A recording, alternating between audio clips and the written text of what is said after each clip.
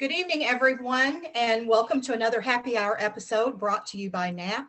We are the National Association of Adoptees and Parents, where it is our mission to unify the adoption community and elevate our diverse voices by promoting dialogue, understanding, and healing through education, awareness, and connection. I'm Marcie Keithley, along with fellow board members Jennifer Falsing, David Bowl, Beth Stewary, and let me double check, make sure I want to call out on everybody that's here. Okay, that's all we have with us so far this evening. So welcome everyone. If you're attending for the first time, please let us know and just leave us a little first time message in the chat room. We just want to give you that big warm first time welcome and introduce you to some of the other attendees. So before I introduce our spotlight guest, we have a disclosure. We want to remind everyone to stay muted, raise your virtual hand and to be recognized if you have a question. You're welcome to post additional questions in the chat room and or ask questions. This is a public meeting with no guarantee that information or identity is confidential. This event is recorded and it is shared, will be shared on our YouTube channel. If you are experiencing a serious mental health event or suicidal thought, please contact a licensed professional or the National Suicide Prevention Lifeline. Okay, thank you. And at this time, I would like to introduce our spotlight guest for the evening, Dr. Kori A, and let's learn a little bit about her. Dr. Graves is an associate professor of history at the University at Albany, SUNY.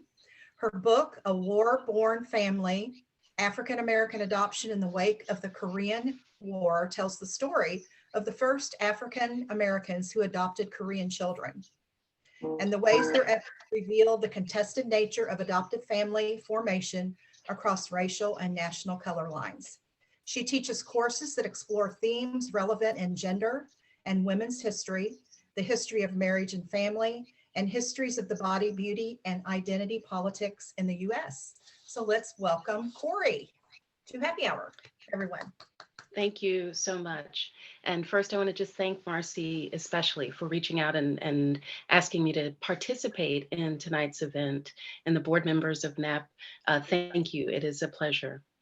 Tonight, what I'm going to do is talk a little bit about how I came to the project that Marcie mentioned, and also some of the ways that histories of adoption have inspired how I think about family as first a unit of we think of family as a unit of sort of socialization, familial love, but also as a unit that is politically significant, because that was one of the major findings that I came away with, was that so much of what we think about families as private have been influenced by very public and very political events. So that's what I'll do tonight. I want to say, feel free to ask questions, and if there's something really that you need clarification on, let me know. And feel free to do that in the chat. Marcie and Jennifer, slow me down, interrupt me if there are things that I should clarify. So first, me. I always tell this story when I'm talking about this project because I think it helps people understand the kinds of questions I asked. My first interest in histories of adoption really grew out of my interest in histories about African-American families in the 1950s and 1960s. I was originally researching women's experiences and sort of came to the project as a scholar of women's history. I wanted to know more about women's lives in the past, and specifically how motherhood had structured the way that individuals and communities and institutions thought about and either restricted women's activities or elevated women's roles in family and society. So my first real research questions were about women's lives and experiences. And one of the issues that kept coming up was that for Black women, there were different ways that they experienced motherhood because of historical legacies, but also because of the kinds of social ideas about Black women and motherhood. These questions led me to what is now an infamous government report known as the Moynihan Report. Now, this report was produced in 1960. Okay, I'm going to get this wrong, 65. And the report was produced by a researcher, a member of the Labor Department at the time, Daniel Patrick Moynihan, and he was doing work for President Johnson to try and help him construct a government response to the needs of African Americans. And now, in this report, what Moynihan did was he looked at some of the records of the different social welfare agencies of the time, and he came up with this big liberal goal. And the goal was that government was going to help solve the problems in African American communities by directly helping African American families. Now, in this report, he reflected on some ideas that social scientists had observed in African American families even before the 60s. Things like many families that were headed by African American women. And the ideas about these families were that because there was no male head of household, these families were actually dysfunctional. So, one of the terms that came up in his report and that other social scientists had talked about was this notion of a dangerous matriarchy in Black families. And there were criticisms that Black women had taken on roles because African American men could not, that actually were destructive for Black families. So I wanted to know how Black communities responded to this kind of criticism. One of the initial pushback that even Moynihan experienced, and that I questioned when I encountered these ideas too, was what kinds of families was he talking about? And quickly, people clued into the fact that he was talking about African American families who were relying on social welfare programs. So, African Americans who were economically struggling. So, leaving out much of what the Black middle class and the Black elite experienced as their family lives. So, my goal was to find out, how did Black people respond? I started with African American magazines that were popular in the 1950s and 1960s. So these are magazines with titles like Ebony, which was the leading African American magazine in the 50s and into the last decades. But there was also Jet and Our World and Sepia. All of these magazines were targeting African Americans and providing a kind of visual l- landscape of Black families. So they did show African American women in prominent roles in communities and in families. But they also showed Black families that were more traditionally nuclear with fathers and mothers. But they also showed extended families. So, in many ways, my first questions about the Black family were quickly answered with this sort of middle class representation. Now, clearly, this wasn't the only way that African Americans experienced families, but it offered a kind of correction to what Moynihan had said was the problem in African American communities. Instead of revealing that Black families were struggling because of what was considered a dangerous matriarchy, this kind of record made me think about the ways that Black families had evolved and were adapting in order to support their communities. So that was one finding. But as I was going through these magazines, I always also looked at Black newspapers from the 50s and 40s, 50s, and 60s, and then records of social welfare agencies, which I'll talk about in a minute. So as I'm going through and finding this particular response to Moynihan and to my questions about the report, what I also saw were many articles about African American families who had adopted, who were adopting children in the US. But the largest sort of media coverage of the time was about African American families adopting children of the what were called um, the children of war from World War II, and the term for those babies, they called them the brown babies, and that's a term that the adult adoptees really push back against, but is the language in the literature. So that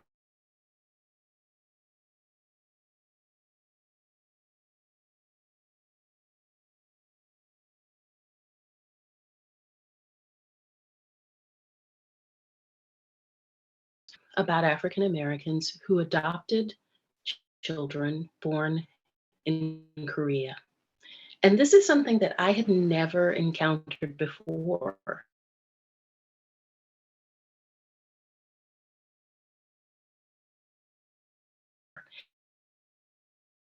And I imagine, and when I was talking to Marcie earlier, I imagine that this is probably more because so much of what we know by in many cases for people who are not in the adoption triad, that they've sort of seen it as pop culture. So the thing that I always do is I ask people, when I say like transracial adoption, what kind of family comes to mind? And with my students, often they describe a white family with a child from an Asian nation, usually. And this is really one of the predominant images that people have when we talk about transracial and transnational adoption, the two together. But what I was encountering were African American families and couples who were mixed race themselves, adopting children from Korea who were full Korean. And in the language of the literature, that means that they did not have mixed race parents, and the children whose fathers were UN soldiers. So this history, these stories in magazines just inspired me to really find out what was going on and why didn't we know about this story. So one of my first research trips, I went to the archive where most of the historical research starts, is the Social Welfare History Archive, and this is the University of Minnesota in the Twin Cities. And so I went, and this wonderful archivist, a man named David Clausen, who had been in those records for years and has shepherded so many projects for academics and non-academics who wanted to access the records of the International Social Service. So I walked in and I was completely new. I had no idea what I was getting into. And David kindly looked at me and he said, "Are you your history?" And it dawned on me that so many of the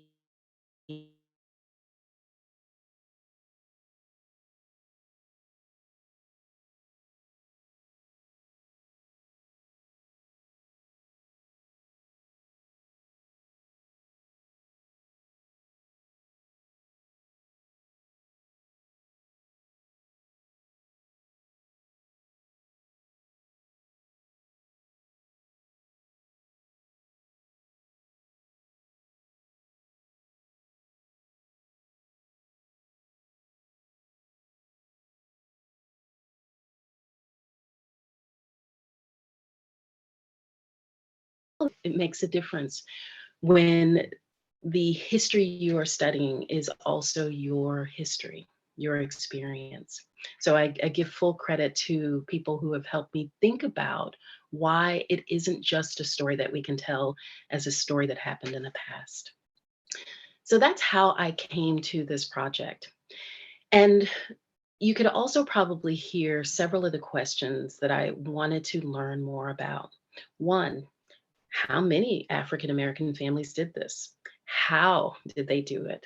And why? These were some of the questions that I tried to answer by still going to newspapers, magazines produced by African Americans, but also looking at the records at places like the Social Welfare History Archive. That archive houses the records of the International Social Service, as I mentioned. And that agency, it wasn't an agency that coordinated adoptions.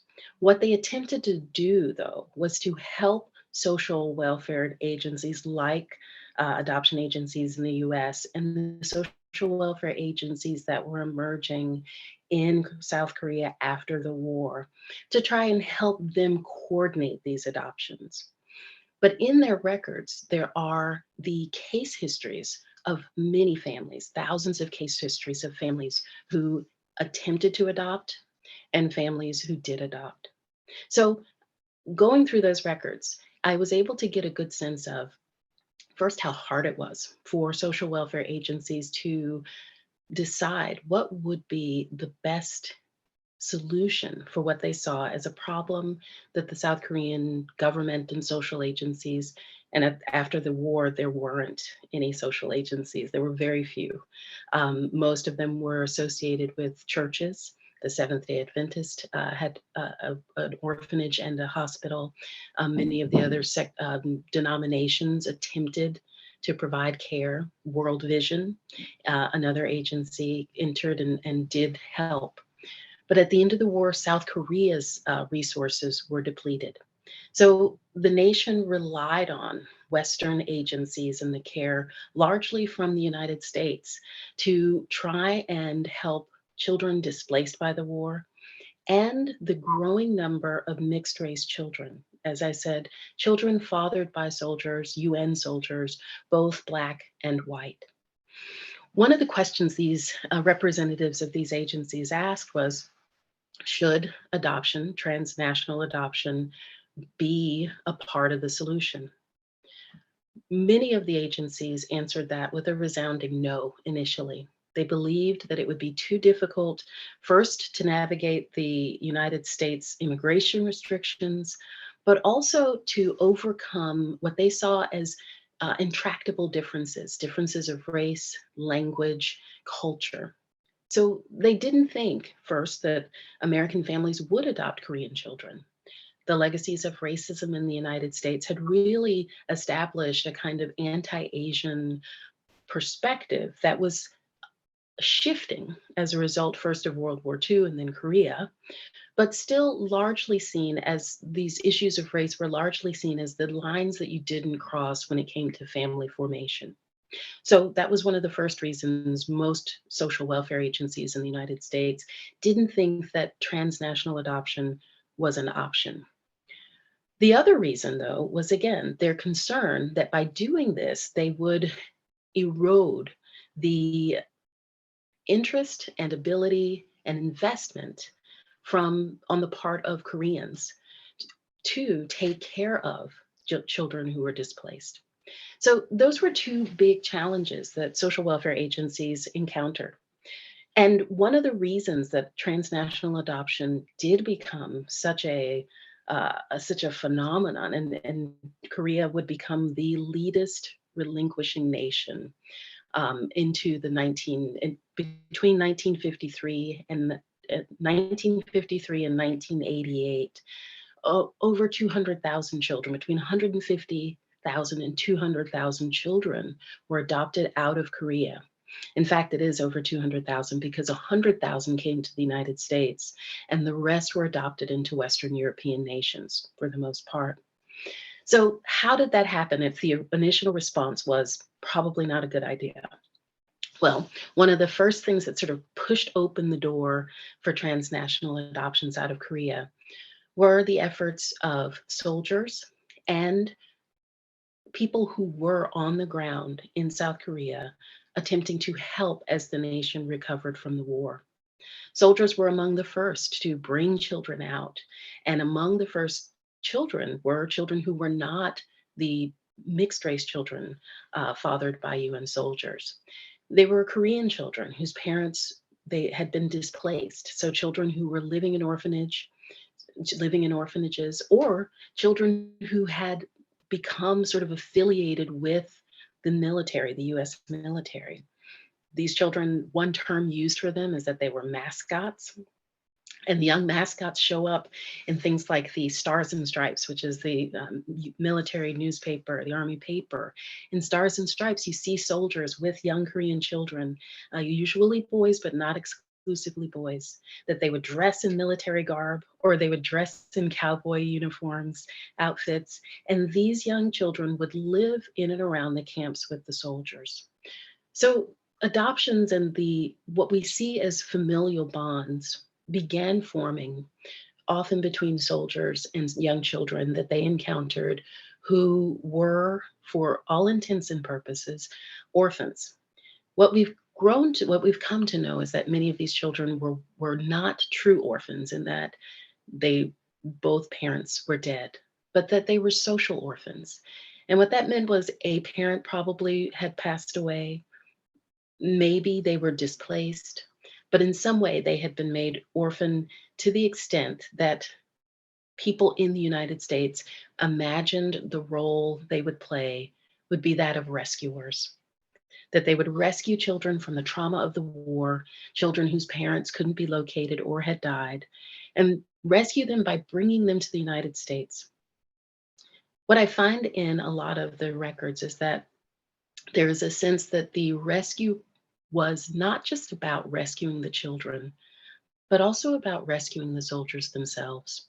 It was a way that soldiers could demonstrate their care and compassion, and it was useful as a part of their psychological response to the traumas of war. But it was also useful for the larger national story about Korea, because military officials began saying, look at what our soldiers do. Not only do they perform their martial duties, which included the bombing and the killing of war, but look, they're also compassionate and caring. They are fathers and big brothers.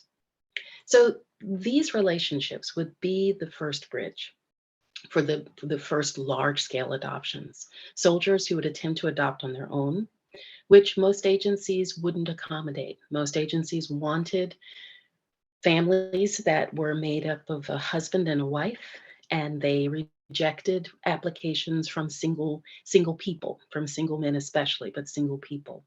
Now, this doesn't mean that single individuals didn't adopt. One of the first adoptions was a nurse who was associated with uh, the um, the orphanage. It was a hospital, and it later became an agency that facilitated adoptions that was run by the Seventh-day Adventists. So she was one of the first celebrated and reported in the newspapers to adopt a child as a single woman. But as social welfare agencies became more involved and able to regulate adoptions, those single adoptions became much less, they just didn't happen. Instead, soldiers who couldn't adopt often would ask a family member. So, parents, they would ask their parents, they would ask relatives. So, we would see in the records adoptions by soldiers who were married and could bring a child over as a married man, but also by soldiers' networks. And for African Americans, these networks were grounded often in their churches and in these family relationships. So these were the first adoptions. And these adoptions were not only adoptions conducted or completed by African Americans, but also white soldiers. This is what convinced many social workers who were involved with social welfare agencies that these adoptions were not only viable, but that they were desirable. So social welfare agencies began structuring as as much as they could an adoption policy, a set of policies that would create the same kind of protections that they imagined they were providing for adoptions in the United States. Now, we know that these adoption policies and strategies were often quite limited and limiting, that families were often not uh, recognized as good adoptees if they failed to meet certain standards. The standards that the agencies established and attempted to maintain had things to do with making sure that a couple was married, that the husband would be the main breadwinner, the primary breadwinner, and the wife would be the primary caregiver, that their home had space, adequate space for a child, that the family had a savings. They looked at their savings. And they also looked at the medical history. They wanted couples who were infertile because they didn't want children to enter a home where they had some kind of competition with biological families or children. So these were the kinds of standards that people had to meet in order to adopt in the US. And agencies that were willing to work with transnational adoption attempted to employ the same kinds of restrictions. But for many people, those restrictions were limiting. And this is where you see the growth of agencies that were not affiliated with more established child welfare communities, but private adoption agencies that would bend the rules or create their own requirements in order to bring children into the US. These agencies imagined that what they were doing was benevolent, but in many cases, what they were doing was creating a situation where families who had never met a child would adopt a child, and the first time they would meet them would be when they arrived on a plane. Families who had no language experience and no sense of the culture, adopting children who, as I mentioned, were sometimes not even true orphans. The agencies that were most involved in this kind of adoption and the policy that allowed them to do it was called a proxy adoption. And the US government allowed proxy adoptions, which meant that a person could say, yes, I want to adopt a child from Korea. And they would have a representative go do the legal work in Korea and then bring that child back.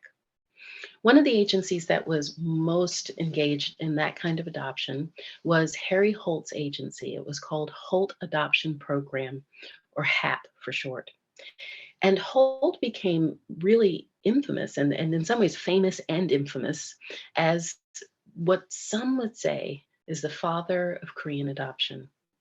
Because Harry Holt established his agency after he had a religious experience. He was a devout Christian, and he was from Oregon.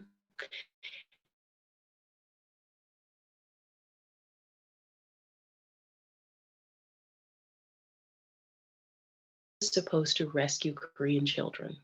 So he first went to South Korea, adopted 8 of his own, and brought back 4 for other people. And then he conducted very famous for the time airlifts. Now his airlifts would be eclipsed by airlifts from Vietnam in a decade later. But it was the Korean War that inspired this kind of intervention. An intervention that allowed people to imagine that children could sort of be plucked out of these places. And in many ways, again, based on a benevolent motivation, but without a sensitivity to the trauma that the children had experienced, the trauma of the nation, and how recreating family in these ways could actually be detrimental. So Korean adoption begins from these origins, origins that included soldiers and workers with some of these benevolent aid agencies and private agencies like Harry Holt. Now, Holt wasn't the only one. And I talk more in my book about Pearl Buck, because Pearl Buck, who was famous as an author, many in the United States into the 50s and 60s, and until her death in 73, saw her as the kind of representative of what they called at the time the Far East to people in the West. And that's because Buck was the daughter of Presbyterian missionaries who had spent their entire mission lives in China. She grew up there and began her writing there. And as a young woman, came back to the United States. She did go to college. She went to Randolph-Macon, and then went back as a missionary herself, married. She and her husband came back, went to Cornell. That's where she earned her master's in English, and her husband was a pretty famous agriculturalist in China. So Pearl Buck would write about China, would humanize the Chinese to Westerners and especially Americans. In that role, she, as I said, became a kind of ambassador, not an official ambassador, but a kind of ambassador to the United States for issues related to the Far East. She was an advocate for the repeal of the Chinese Exclusion Act, which had first been passed in 1882, but renewed every 10 years. And this act was designed to eliminate most immigration from China to the United States by making it impossible for Chinese laborers to enter the US and making it impossible for the Chinese who were here and who could still come, Chinese like students and merchants and political officials, making it impossible for them to become naturalized citizens. So she fought that law. But Pearl Buck in her later life would become most associated with her efforts to assist children who were first children of descended of Asian nations in the United States who needed adoption. That was her first effort. And then she would branch out and establish an adoption agency that also had a commitment to transnational adoptions. So I talk a lot about Pearl Buck because she represented a different motivation. And I mentioned earlier that I would talk a bit about the how of these transnational adoptions and the why, but also what were the motivations of people like Buck. So let's talk a little bit now about motivations. For African Americans, they saw adopting once these adoption waves started to swell. African Americans saw themselves as participating in a kind of rescue of children for reasons similar to their white counterparts. They were adopting to rescue children who had been displaced by the war, but they were also adopting because they recognized that children who were fathered by African American soldiers were experiencing extreme privations. In South Korea, the racial hierarchy that existed would become pretty parallel to the racial hierarchy in the United States. So South Koreans actually saw themselves as the top of that ladder. And Koreans had their own ideas about racial purity, which excluded others. So they didn't recognize whiteness as necessarily superior. And in fact, children fathered by both white and African American soldiers were ostracized and excluded. In South Korea, the family registry is the way that people identified and claimed their citizenship and status. And these registries were all tied to Korean fathers. So for children who didn't have a Korean father, they were not seen as part of the Korean family and by extension, the Korean nation. So the racism that would emerge would sort of mirror that, in that Korean, being full Korean, was the desired status, the desired identity. But South Koreans learned the racism of the United States at the time. And in the 1950s, much of the nation was either legally or socially and economically segregated. So these ideas about segregation informed how South Koreans responded to the mixed race children. Some saw the children fathered by white soldiers as a little easier to adopt out of the nation. And again, I have to highlight that they were not interested in keeping these children in the nation, but they imagined that they would have an easier time adopting out the children of white soldiers because they associated them with their white fathers and white families.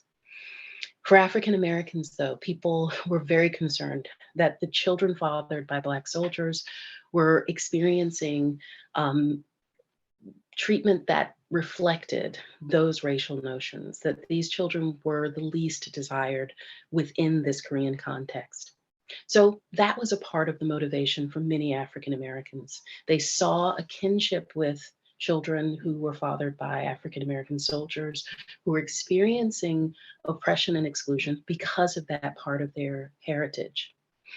I have to say here that one of the least studied aspects of this history is the story of Korean mothers. And so I want to just insert a couple of statements here because I don't want to over privilege the experiences of adoptive parents and ignore that for many of the Korean mothers, and I think what was most outstanding in the records in terms of sort of emotionally moving was that most of the mothers did not want to adopt their children. In fact, they experienced coercion. Many of the Korean mothers weren't even involved in the adoption. Family members took children from the mothers and took them to these agencies. So those first mothers, those birth mothers, many of them experienced a kind of coercion to relinquish their children that is a familiar story as to the story that we know that took place in the United States. For these mothers, what we also see is that many of them, when they did agree and relinquish a child. They wanted to know, they wanted to keep contact, they wanted pictures. And they would often go back to agencies asking for pictures and asking for reports so that they could know what happened to their children. For many of these mothers, the efforts to keep their children were years long, and many didn't relinquish their children for adoption until they had no other option. The For women who were affiliated with the US military, whether they were sex workers or not, they were seen as prostitutes by Korean society. So the ways that they were ostracized had to do not just with the fact that they were mothers, unmarried mothers, but also the fact that they were seen as women who were socially violating this the particular set of sexual mores. One of the most powerful stories that I read in all of the research, and I researched this project for on and off. And when we tell people this, they laugh at how long it takes a historian to do work. It took me 10 years to finish the project, but I didn't just work on the project. I always say that. That was years of teaching and research and writing grants to get funding. So it takes a long time for many reasons. But looking at thousands of pages of records, thousands of hours, many more hours than I could even count, the stories that stand out to me are the stories about the mothers who attempted to keep their children, women who were sex workers, who lived in a kind of, the structure they described for many of these women was that they would live in a kind of pavilion where they had living quarters that surrounded a communal or shared space where they would cook. And this is where they kept their children.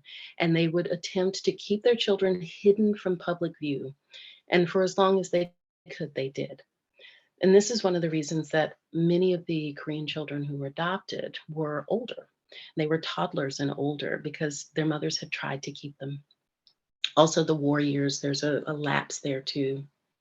So that's part of the story that I'm excited more and more people are writing about the moms, those first mothers and those birth mothers, and drawing attention to the fact that these women had been abused in many ways, even prior to the coercion that would lead to these adoptions. So that's one story that I think is important to tell. It's a story that scholars who are doing more work in South Korea are telling, because the women who would then become the first mothers, birth mothers of that second generation of adoptees, these were women who were, again, unable to keep their children because of economic reasons, not because of the war. And some scholars have shown that adoption out of the nation actually made it possible for government agencies and social welfare agencies to not support single mothers in South Korea. It's a big story that South Koreans are still trying to sort out because it's a story that is relevant today. Efforts to help unmarried mothers in South Korea are still big social political battles that are quite controversial. So this history still resonates because of the ways that unmarried mothers are still fighting to have the resources they need to keep their children. So I don't want to avoid that or not mention that, because I think that is one of the powerful directions that people are taking when they talk about this history now. So motivations, I'm going to just hop back now. We were talking about African Americans and their motivations, but I also want to mention the motivations of some of the agencies involved. They became interested because they did see rescue as a big part of why Korean children needed to be adopted. First, the rescue was about racial ostracism, mixed race children not being accepted in South Korea. But next, it was about children who were economically deprived. Adoption agencies did grow in South Korea because the South Korean government didn't put money into social welfare programs. Some scholars have said that this actually created a cycle, that adoption agencies needed children in order to get money from Western nations to remain active. So they encouraged families to bring their children. So they see it as a kind of cycle. But for these agencies, rescue was one motivation. There is an economic piece, and you'll see if you start any of the readings that I'm sure we'll mention later, that people are talking about the supply and demand side of adoption in Korea. That there was a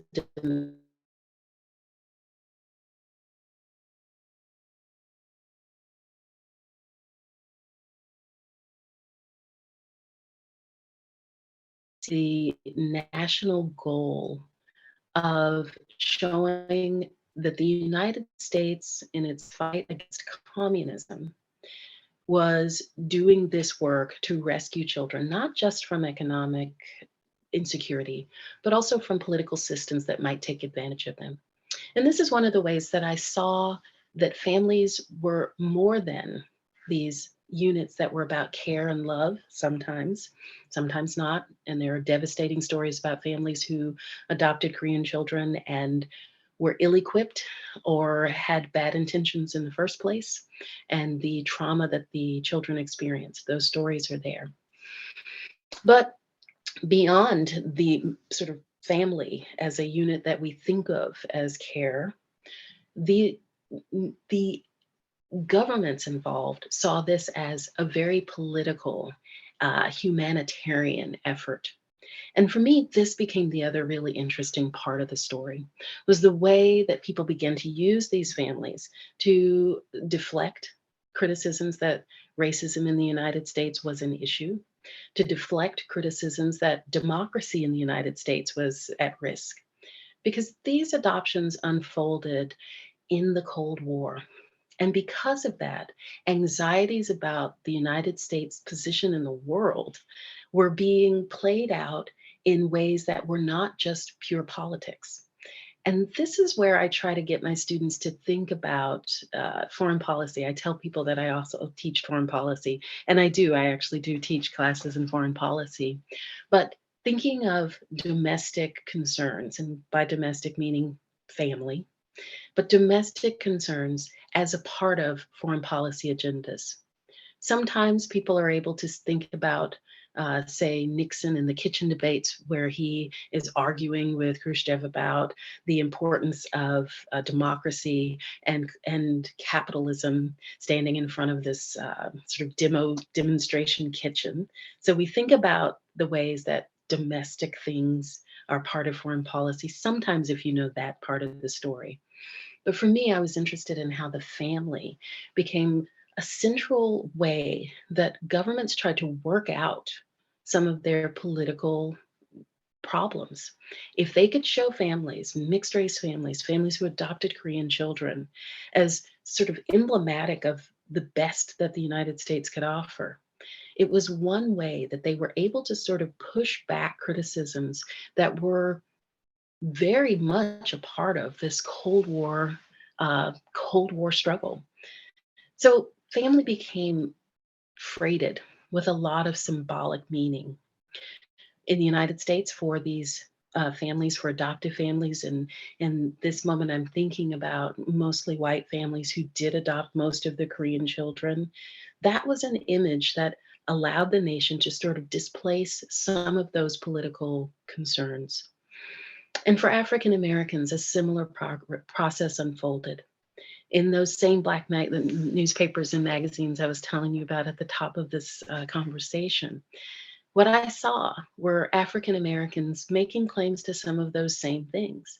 That by adopting Korean children, they were saying they are American, first of all. So it became a part of a kind of civil rights claim, but also that they were doing this work to help children who were excluded because of their African American heritage. So the symbolism for both white and African American adoptive parents was in place, but the symbolism was freighted with different kinds of significance. For African Americans, it was about being good African Americans, being good Americans, and in ways that were explicit sometimes and sometimes not explicit, using that as a justification for their claims on full citizenship in the United States. If they're adopting Korean children and making them Americans, and I see this, so the first family that adopted, he was a soldier in the military. The young child he adopted was Korean, not mixed race. They had met, he was a medic and he had met stitching up the boy's hand, he said. And in his response to the immigration officials, the letters that he wrote, he constantly emphasized that he would help Americanize this young Korean child.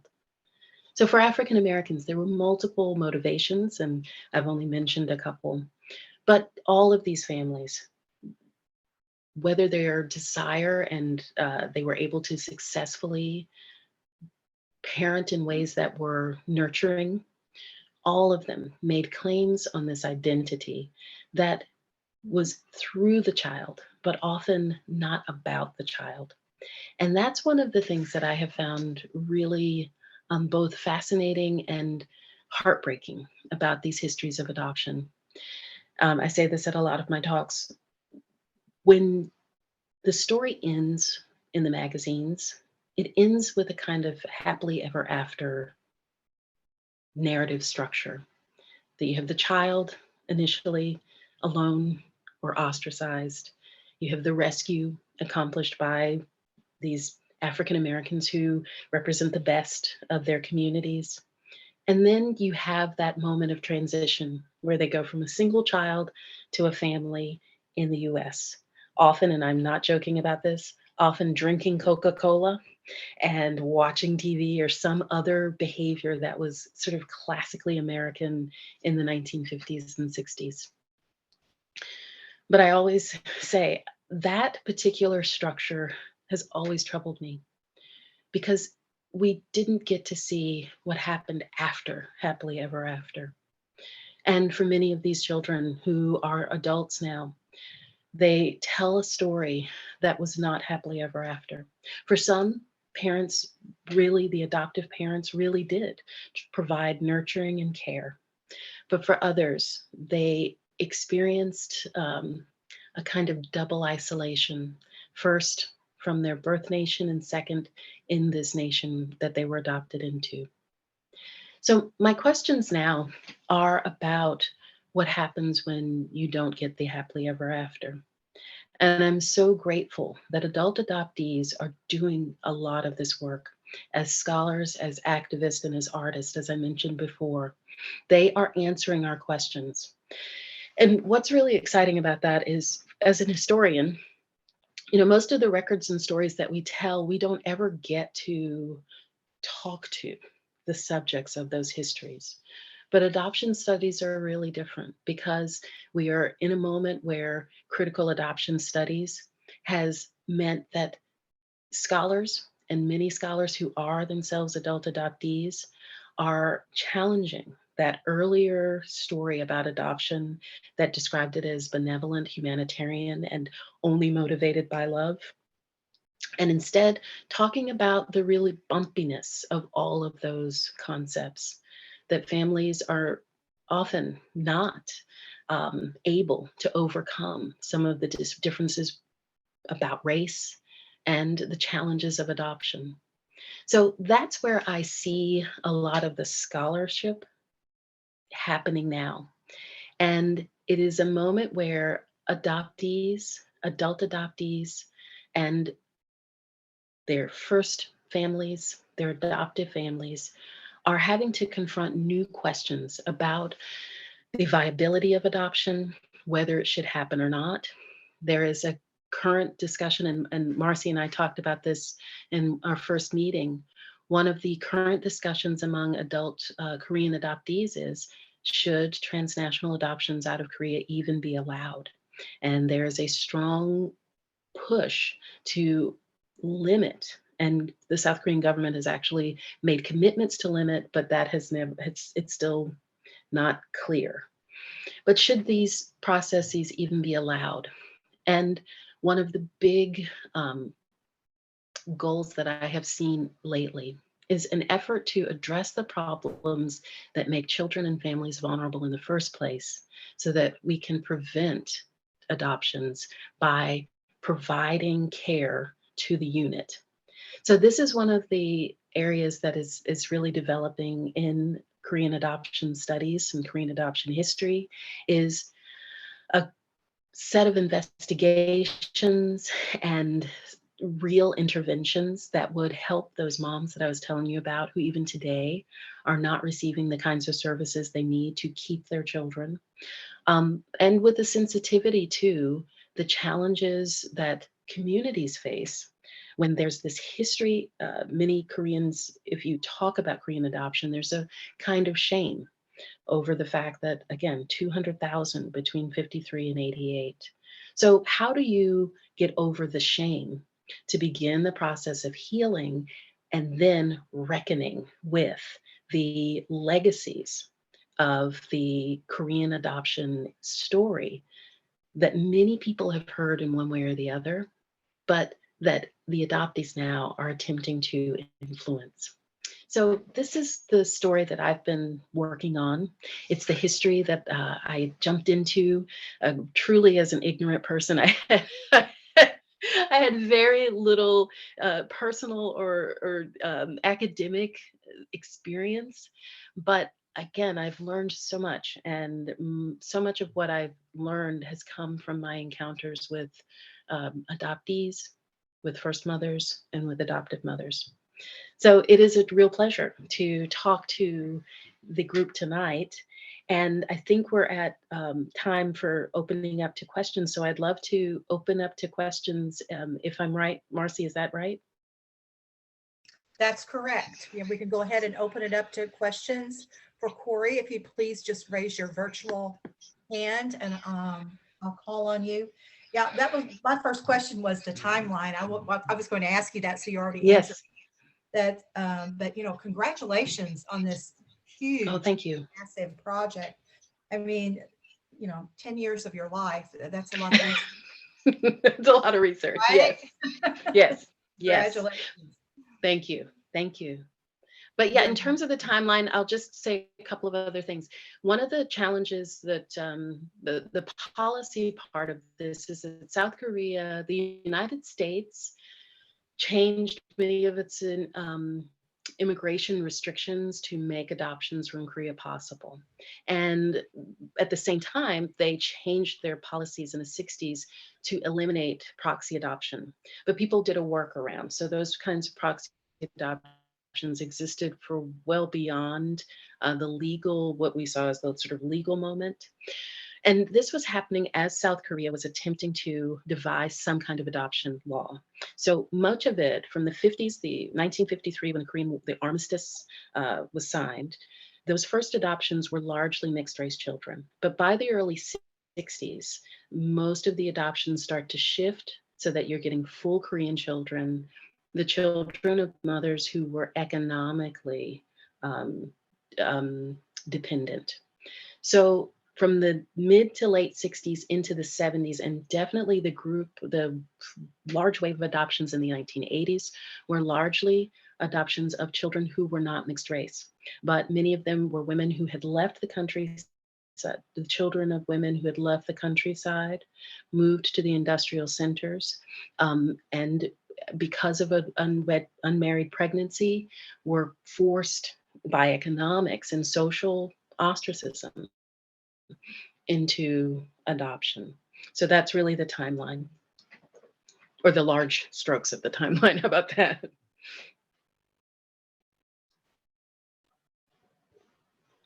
Okay, who would like to start the questions?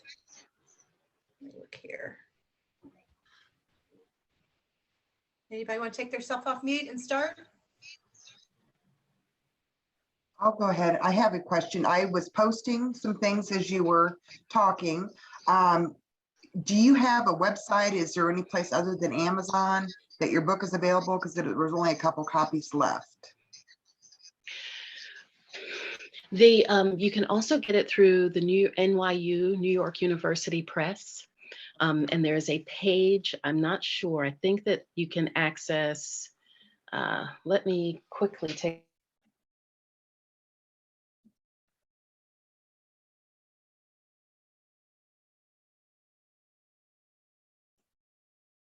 take a look because I think that there's a page through NYU Press, and let me see if I can, the New York University Press, and you can get copies through them. Okay, I will find that and post it then. Thank you. Yes. Thanks, Jennifer. Yep. Robin Davis, you're next. I just want to say first, thank you for doing all of that research. I'd say it's surprising, but it's not really surprising that there's not been this history done previously. One question I have is in all your history, have you found out, or as you also included in there, the number of Korean adoptees whose immigration status was not ever completed? Because that from what I understand, has been an issue for Korean adoptees. It is. I don't know the numbers. And one of the problems there is that adoptees, many of them don't know that their parents didn't finalize the adoption. It's usually when they've either had a run-in with the law or they've gone to do something official and it pops that their adoption was never finalized. The reason that took place for many families, when they got their child into the United States, many families believed that's all they needed to do. And they didn't understand that they had to go through the full process. The US government didn't grant citizenship to adopted children. So they had to go through a whole process of naturalizing the child. And so I don't have a good sense of how many, but there are many stories, and we've seen a number of them in the past 10 years, where adoptees who've lived their whole lives in the United States have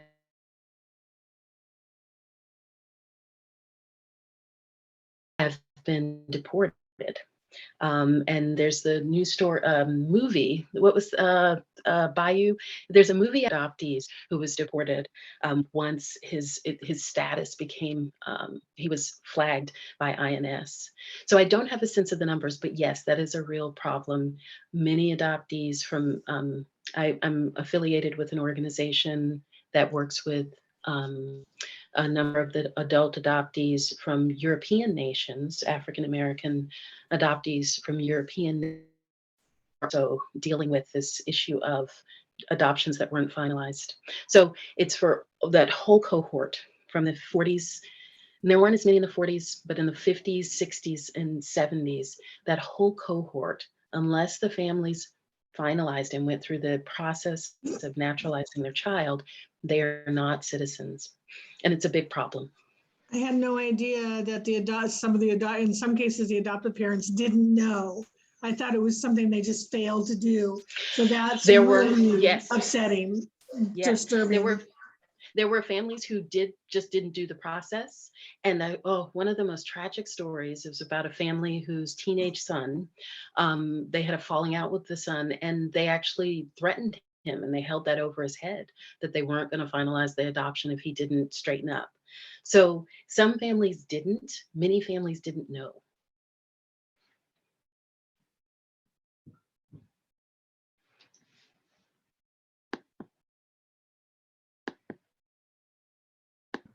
I thought I saw another hand. Was it Barbara? Barbara Robertson, did you have a question? I thought I saw her hand up.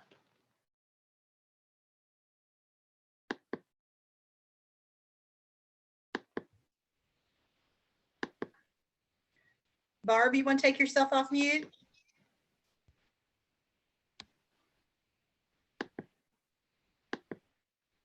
Where'd she go? She might be driving. She might have dropped out. Okay. Yeah, she's usually driving on Friday night, but she always tries to get a question. Yes, I did see her hand, so hopefully she'll come back in. Oh, I hope so. Okay, anybody else? Next question. Robin, did you have another question? I do have another question. I just wonder how we go about really raising these issues to a broader, category, to Congress, to somebody who can do something. I've got a book here I don't know if it's going to show you. It says 1994. Yes, It was yes. given to me by a gentleman that I worked with who was an adopted father. And this was his substance use and emotional factors in adoptees and non-adoptees. And he gave it to me knowing that I was an adoptee. He was an adopted, his dad. He did this study in 1994. He referred to studies that were done in 1985. And I came across this. He gave this to me in like 2008, and I just came across this like a week ago, and I started reading through it again, and I was like surprised, like it's so thorough and it is so well written, and it's referring to studies that were done in 85 they've known this stuff for decades, and it's like nobody wants to know it. It's just put away on some bookshelf somewhere. And I don't understand like why this information isn't more readily available.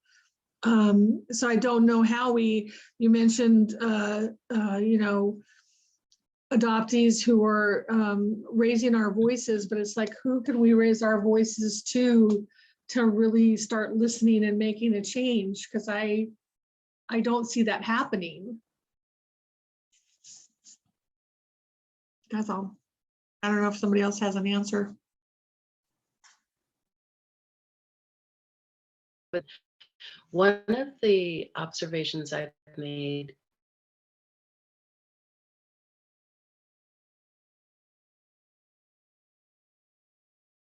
any topic are so small that the effort is to keep the attention of the legislators who are making these policies. There's been an effort to, and I'm sure many of you know this, the effort to sort of create a standardized adoption, federal adoption bill that has not been successful. This is something that's happening in other nations too. It is a political process, but it's also a process of talking with these private communities and organizations that are a big part of how adoption unfolds even today. So reaching out to with stories of the different kinds of traumas that people experience and proposing ways that we can help. One of the first records that I encountered was the resistance to transnational adoption specifically. And she said, we need to encourage Americans to contribute to the bread and butter needs of children and their families in their birth countries. And I believe that that is still a part of the goal, is to continue to advocate for ways that we can maintain families that need more assistance, that it's not about a real breakdown, but it's about support and systems of support. So we go about that in multiple ways. Yeah, go ahead, Robin. Yeah. I was say that runs up against though the industry, the profit-making industry that adoption is, and the people in Congress that are adoptive parents, and the judges, and even the Supreme Court judges who are adoptive parents. So, I mean, there was even a Supreme Court decision made a few years ago where a child was taken away from her father and given back to her adoptive parents 3 years after she'd been returned to her father. And that decision was swayed in part by a Supreme Court judge who was an adoptive parent. Yes. So I that's where kind of I'm at a loss is how we're going to overcome that. So I appreciate your response, though. I really do. No, they're not easy solutions, and this is one of the reasons that adoptions in domestic U.S. adoptions and transnational adoptions, it's the reason that we don't have another author I'll just mention right now is Dorothy Robertson. She writes a lot about African American adoptions and the social welfare system. And one of her comments, other scholars have talked about this, Laura Briggs, who does work in this area, is that the politics of adoption, what you were just saying, Robin, the politics of adoption really does influence this push to break families up. So it is a sustained struggle, but it's not, there are no easy answers, because there is a way that people imagine that adoption is the best solution instead of working to maintain families. A similar story, a friend is a lawyer in Wisconsin, and she was working on a case where a dad was trying to get his daughter back and had done everything to prove that he would be a good father, and they denied. It was a transracial adoption, and they denied his claims and supported the claims of the adoptive parents. So you're right, there's a system in place, and systems, multiple systems, that make this effort very difficult. So yeah. Okay, Lori, I believe you had your hand up. I had my hand up to also offer an opinion on how we can change this, and Kori answered it beautifully, but I think it's one adoptee at a time, sharing their Yeah. stories with Yeah. everyone that they come in, but sharing it in an informative way. Right. And Kori, I loved your suggestion of not just sharing your story, but then sharing a suggestion of what we can do differently. And that's family preservation. Stop telling women they're too young, they're too poor, or even men, or, families. Yes. They're too everything. And it's not going to happen overnight. And I'm on these calls, I go to the conference and I feel like, oh, people are listening and we're making a difference, we're making a change. And then I go out in the real world and it's like, I meet someone who is like kind of harsh, but kind of ignorant to all of this. And I'm like, oh, I just took 10 steps back. But it's everyone. And I really appreciate your thorough research, just Thank you. amazing listening, and how you presented it was fabulous. Just Thank you. about everything that was behind it.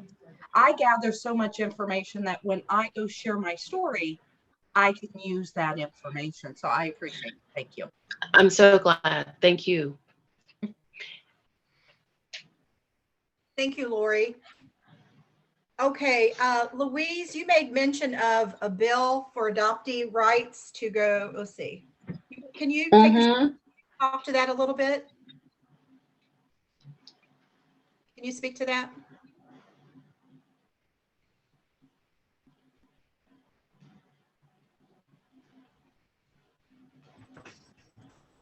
Louise, did you want to? Hi, sorry about that.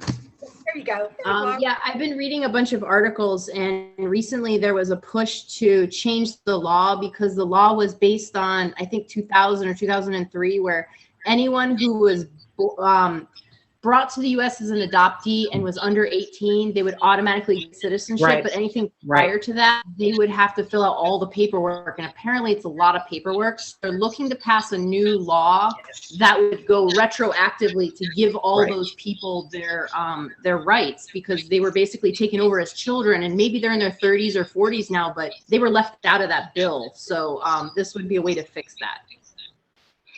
They are working on it, and one of the challenges is a number of the adult adoptees, even older, are worried that if they start the process, then they make themselves vulnerable to deportation. And so there's some real concerns about getting that passed to sort of cover that generation, because there is a concern, and they've seen some deportations have happened. So it's a really, I hope that this happens. Thank you, Louise. I appreciate that. Peter, you're going to be next, but I want to make one comment. I did get a direct message from someone who's asking the question, how an adoptee march on Washington would or would not be a good idea, in your opinion? I think it's a great idea. And part of one thing that I try to think about with students is what are the outcomes that you hope from any kind of effort, a demonstration of that kind? Because we've seen the effectiveness of certain kinds of demonstrations wane since the inception of sort of the March on Washington, which there have been, the original March on Washington was proposed during World War II and used by civil rights activists and union organizers to shame President Roosevelt at the time into passing a law that gave African Americans or equal access to government jobs during the war. So it is an effective strategy. But the one thing I think yes, right? Everything. It's not an either an or, it's an everything and kind of question.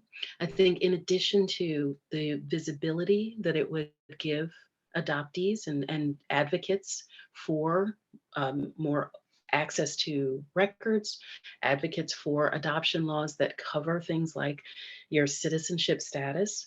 I think it's a way also of bringing communities together, because we don't need the kinds of silos that sometimes are created mean that you are less effective than if you are collective. So it would provide a way for communities that feel disparate to come together and support these efforts. But it would also bring visibility to the issues that adoption raises. And so I think that it is viable and effective, but what ultimately do you want the goal to be? Is it about raising more visibility? Check, I think that's definitely built in. Is it about promoting policy and actual laws? Yes, if paired with lobbying, that's the bread and butter of a lot of the policy making now, to our horror, is having advocates who have the ear of these politicians. Is it a part of strategies that do more than bring visibility to the questions, but also are directly suggesting ways that these policies and that politicians need to act? So yes, I think it's good, but I think paired with other strategies. All right, thank you, Kori. Mhm. Peter, you're next. Okay. Always when I talk, I've got a child in the background decides to have a moment. Don't worry, Peter, I hear my child right next to me, and I'm just hoping that you guys don't. Yeah, I just want to thank you that I love history, and I love learning about how things come about, and many of the things that you said and ultimately came to a conclusion. You're singing my song. Just on that note of deportation, it happens here in Australia as well. Even though they are fully adopted, they get a criminal offence over 12 months. They've been deporting them. Yes. So it's not just isolated to the USA. Yeah, so many things I was thinking about, but I've now forgotten them with the background. Yeah, I think we're very much on the same page, and coming from your research and interesting to a lot of us, I think someone who's not adopted coming to the same conclusions that we come to. I think that's to me quite amazing. And was it Laurie was saying about when you get out in the real world, and I might just share one of the things that I do. I don't start off that I'm adopted. I start off by saying I have 2 birth certificates. And people go, "What do you mean?" And then I go on to explain. They go, "That's wrong." And if I had started with this adoption, they'd be defending it. But if I start with 2 birth certificates, and then they've got to question their own birth certificate. And even if it's for a moment, you get some empathy, and it makes them question, how can this be? And then you explain, well, this is a foundation of adoption, and this is what it is. And yes, they still do this today, and they often, but they still do that. Yes, that's what it is. They don't understand the mechanisms of adoption. Right. And it's an opportunity to one at a time, spread that word and change the narrative. Yes. Yes.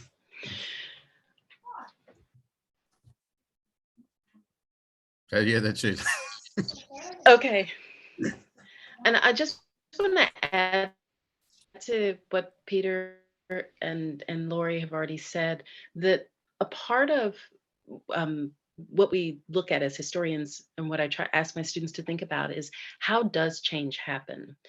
Because history is fun. I like the stories, but ultimately one of the big challenges is, how do we make these stories relevant to contemporary issues, to the issues that are the legacies of the stories we tell? And whenever I ask my students, how does change happen? Some say, I had one really radical student recently say, violence. Violence is how change happens. But I backed him down from that. And I was like, well, wait a minute, let's think about other ways. But one thing that you have already mentioned is that there's a person-to-person strategy that we've seen work in a number of efforts to address ways that certain families have been excluded from legal rights and representation. So person to person, local, state, national. So that's one of the strategies, is to do what you are describing, is to go directly to the rupture, right? The double birth certificate, and highlight what that has meant in your interactions with people who think of adoption as solely benevolent. And by doing that, that particular challenge can then lead to those more direct action changes. So I do believe that, as I said, I don't think there's one strategy or one way. I believe that with certain social movements in the past, we saw that you could sort of really focus on one issue and try to provide enough radical challenges to the exclusions that were associated with that issue. But today what we see is that so much of what we do is disparate. We have social media allows us to connect in ways, but it's also allowed people to become very closed in the kinds of information that they receive. So there isn't a sort of national platform anymore. And that's why I think it matters to be visible in multiple ways. So social media, active in the community, person-to-person contacts, and yes, a march. That these are the ways that the stories will begin to highlight some of the concerns that adoptees, that first parents, birth parents, and adoptive parents recognize now as issues that we have to face in order to correct some of the misconceptions about adoption and about its origins. Students are baffled when I tell them that the first adoptions in the United States were really indentured servitude, that children were not brought into families to sort of fulfill a familial tie, but often those first placements were more like foster care, but legally indentures.